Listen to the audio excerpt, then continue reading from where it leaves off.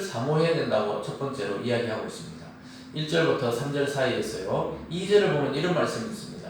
갓난 아기들 같이 순전하고 신령한 젖을 사모하라. 이는 그로 말미암아 너희로 구원에 이르도록 자라게 하려 함이라.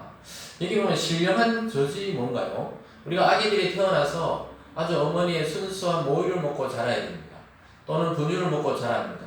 그래서 애들이 자꾸 자라서 커가면은 이제 단단한 음식을 먹게 되는데요.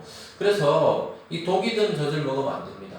독이 든 젖이라는 것은 세상의 사상과 세상의 문화와 세상의 철학이 이 교회 안으로 들어온다거나 진리 안에 섞여버리면은 그것은 순전하고 신령한 젖이 아니기 때문에 우리를 성숙을 가로막고 또 성숙되지 못하게 하고 오히려 괴상하게 자라나는 그런 성도의 신앙이 된다는 것입니다.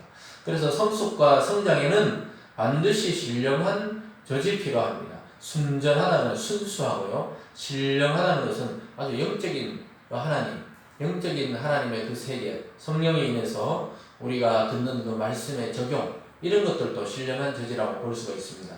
따라서 독이 들어있지 않은 하나님의 말씀을 들을 필요가 있습니다. 성경 그대로의 말씀을 우리는 늘 접하고 듣고 또 해석하고 자기 인생에 적용할 때 우리 신앙이 점점 성숙하고 성장해 나갈 수 있는 것입니다.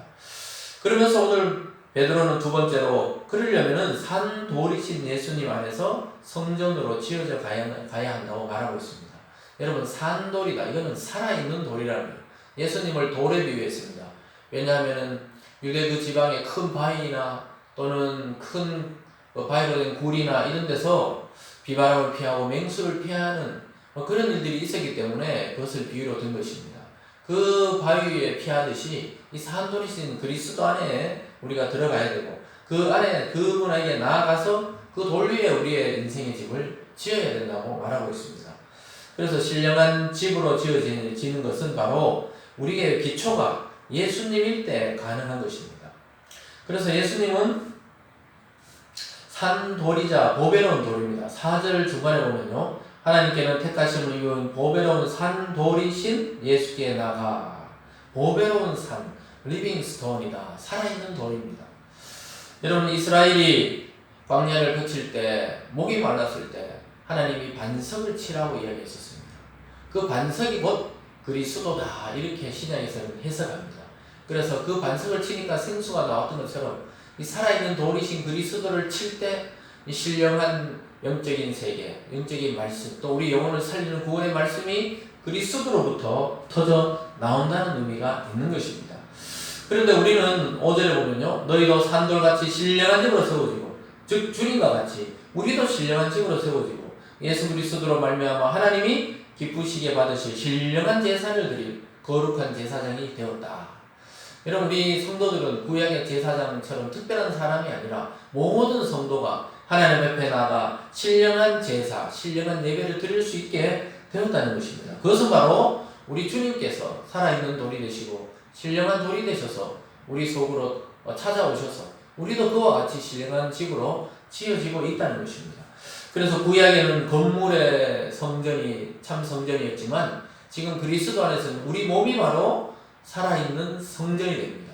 우리 주님이 살아있는 돌이듯이 우리는 그 위에 지어진 살아있는 성전, 살아있는 집, 하나님이 거하실 수 있는 집이 바로 우리 몸과 우리 마음과 우리 영혼이라는 것입니다. 그래서 우리는 함께 성전으로 지어지는 것입니다. 이런 성전이 된 성도들이 많이 모이기 시작하면 전체적인 하나님이 거하는 영적 성전이 된다고 성경은 말씀하고 있습니다.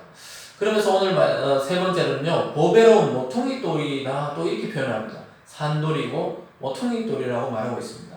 여러분, 모퉁이돌이라는 것은 건물을 지을 때 이쪽 끝과 이쪽 끝을 연결하는 그 모퉁이돌입니다. 아주 중요한 것이죠. 그래서 우리는 그리스도가 중심이 되어서 저와 또 여러분과 또 여러분 각자와 또 우리 이 세상에 있는 많은 성도들이 그리스도를 중심으로 이렇게 다 연결되어 있어서 같이 영적 성전으로 지어져 가고 있는 중입니다.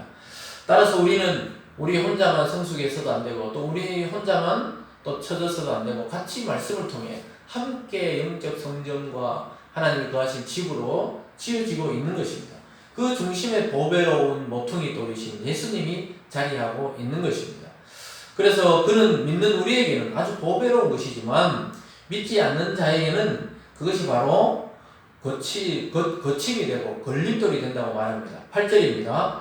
또한 부딪히는 돌과 걸려 넘어지게 하는 바위가 되었다 하였느니라. 그들이 말씀을 순종하지 아니함으로 넘어지나니 이는 그들이 이렇게 정하신 것이라.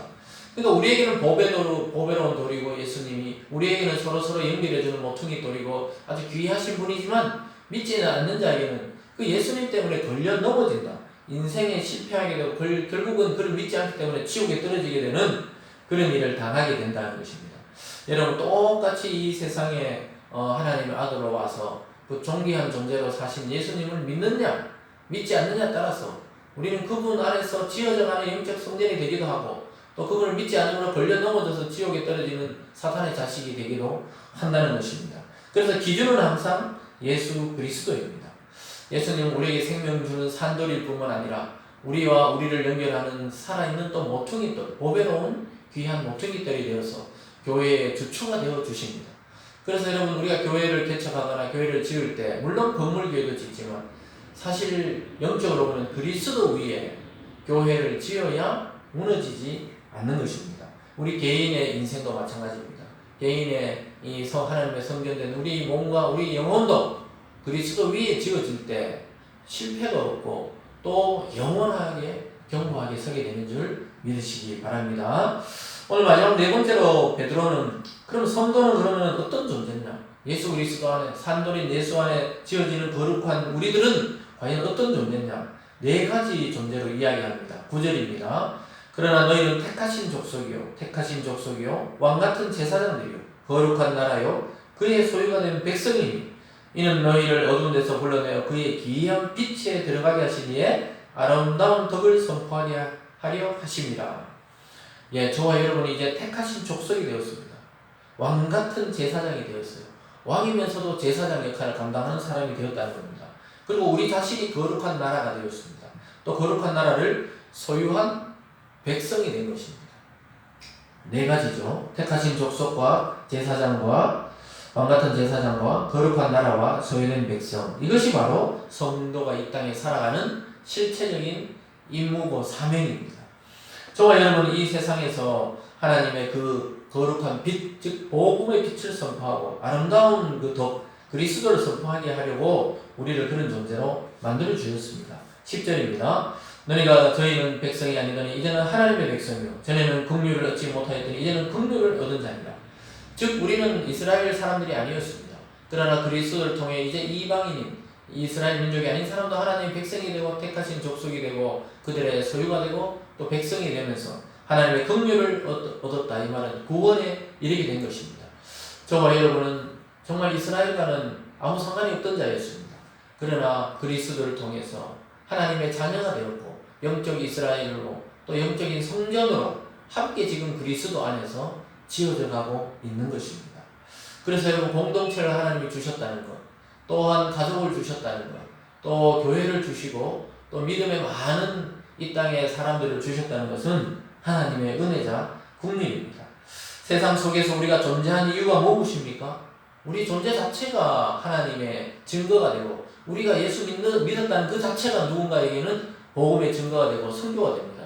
내가 꼭 누군가에게 복음을 전하지 않고 입으로 말로 전하지 않아도 여러분의 존재 자체가 빛이 나기 때문에 반드시 여러분을 통해서도 하나님은 구원할 자를 구원하게 되어 있습니다.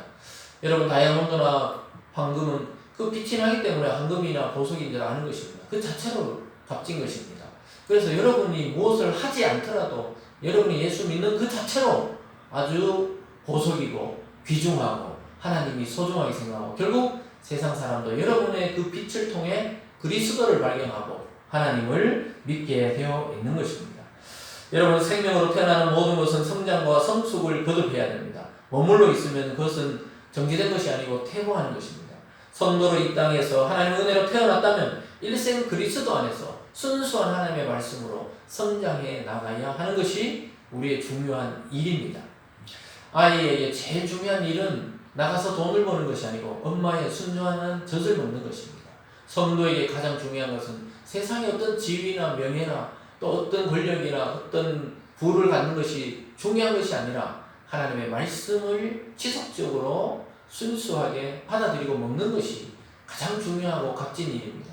그렇게 하고 있다면 여러분 사실은 일을 다 한 것이나 마찬가지입니다. 하나님이 머무르는 성전이 되었고 세상에는 빛이 되는 삶을 여러분은 살고 계십니다. 오직 살아있는 돌이신 그리스도 안에 견고하게 지어진 인생이야말로 이러한 생명을 감당하게 되어 있는 것입니다. 여러분은 존재 자체로 누군가의 기쁨이 되어 있는 사람입니다. 여러분은 존재 자체로 하나님의 영광과 기쁨과 은혜가 되어 있는 사람들입니다. 여러분의 존재 자체로 복음의 증거가 되어지고 있다는 사실을 기억하십시오. 여러분 능력이 없고 또 우리가 소심하고 또 소극적이더라도 걱정하지 마십시오. 하나님은 여러분의 인생을 통해 또 다른 인생을 주님께로 인도하고 있다는 사실을 기억하시면서 오늘 하루도 성도로서 산돌이신 그리스도 안에 영적 성전을 지어져가고 영적 부흥을 경험하는 저와 여러분 되기를 주님의 이름으로 간절히 축원합니다. 기도하겠습니다. 사랑의 하나님 아버지 감사합니다. 산돌이시고 우리의 보배로운 모퉁이 돌이 되신 예수 그리스도 안에 우리는 구원의 은혜를 받았고 또 교회와 함께 엮어져 가고 있습니다.